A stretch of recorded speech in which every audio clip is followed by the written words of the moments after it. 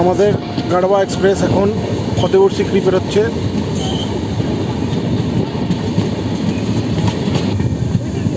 হ্যাঁ হ্যাঁ হ্যাঁ, ফতেপুর সিকরি। এরপরে তাজমহল দেখতে পাবে।